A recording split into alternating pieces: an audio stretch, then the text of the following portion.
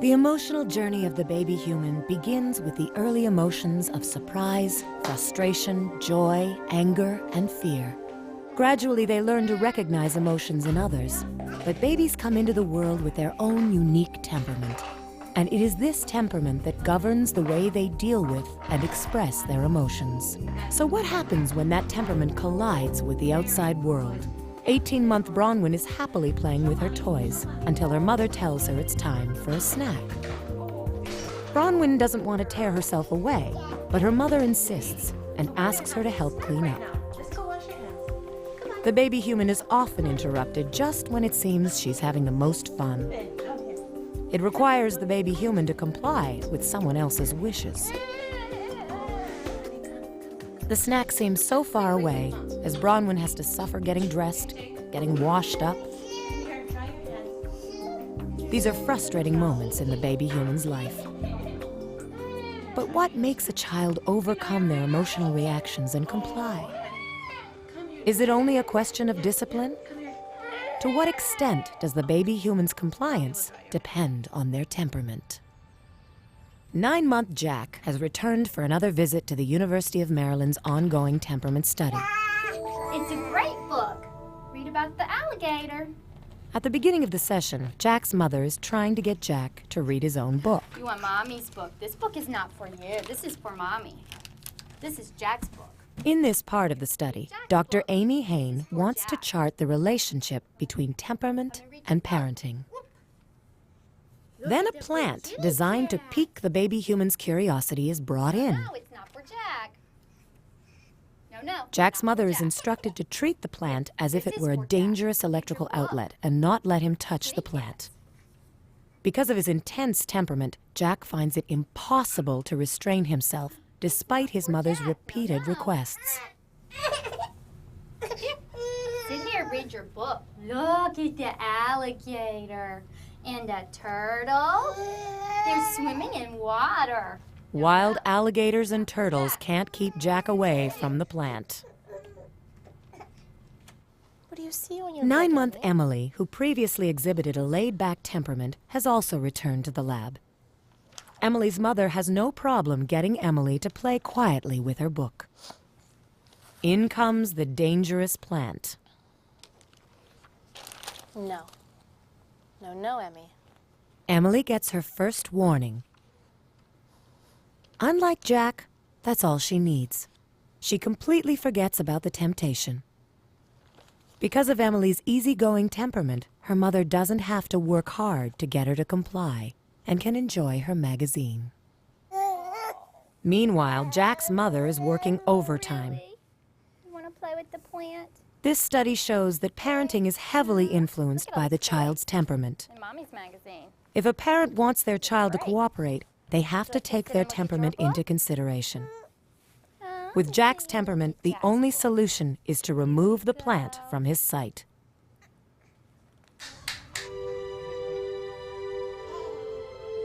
There is a perpetual emotional dance between parent and child. Even though the baby human reacts to the world according to their temperament, these reactions aren't necessarily permanent.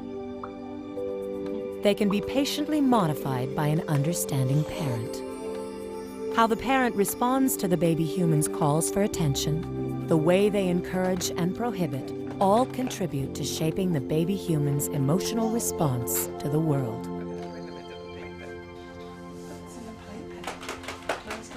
Lunch, okay? Mommy's gonna go get your lunch. Jasmine doesn't like it when her mother leaves her alone. I'll be right back, okay? I'm just gonna get your lunch. Even though there are toys to play with, she'd rather have her mother's company. Okay, Jasmine, Mommy's coming. I'm just gonna get your juice, okay, honey? Hold on. Hold on. First, she calls out to get her mother's attention. I'm just gonna get your juice. Hold on, sweetheart. It's almost done. Here we go. Her mother responds by calling back to her from the kitchen. Okay, juice is coming. Juice is coming, sweetheart. But that's not enough for Jasmine. She begins her protest in earnest and starts to fuss. Okay, Jasmine, Mommy's coming. Hold on. I'm almost ready. Okay, the juice is coming. Hold on. Jasmine's mother keeps talking. She tries to comfort Jasmine by maintaining contact through her voice. Yeah, Oh, we're just getting lunch. Lunch. Her mother's playful style of soothing Jasmine eases her distress. You want the toy? And Jasmine, in turn, is learning from her mother how to regulate her temper. I gotta get you lunch.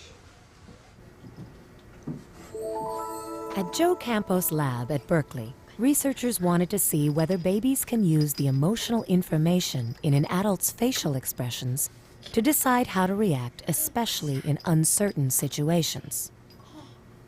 10-month Nina has come to the lab with her mother. Her mother is at the deep end of a visual cliff. Nina is placed at the shallow end and must crawl across to her mother. As she approaches what looks like a drop-off, she is unsure and looks to her mother to see if it's safe to cross. Her mother is instructed to prevent her from coming across using only facial expressions. Nina reads the emotions in her mother's face and retreats. Next time, her mother is told to invite Nina across the visual cliff only by giving her an encouraging smile. Nina understands what the smile means, and this time does not hesitate. Researchers have determined that by 10 months, babies have learned to look to the emotional expression in their parents' face for guidance. And parents, in turn, know that they have a powerful tool for influencing their children.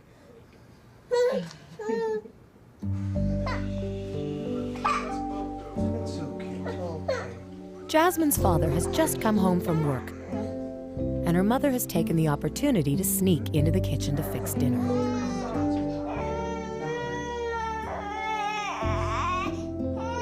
As Jasmine complains, her father does his best to distract her.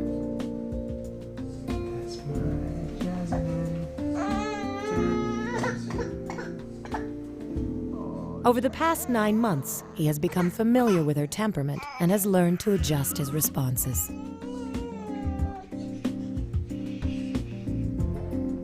He knows what is likely to soothe his daughter. There's a special melody that usually does the trick.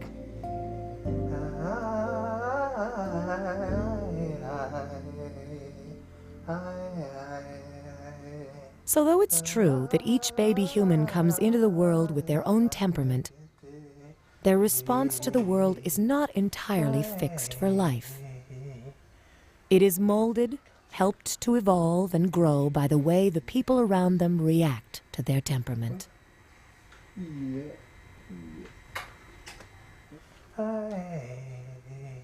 But how does the baby human cope when help isn't available?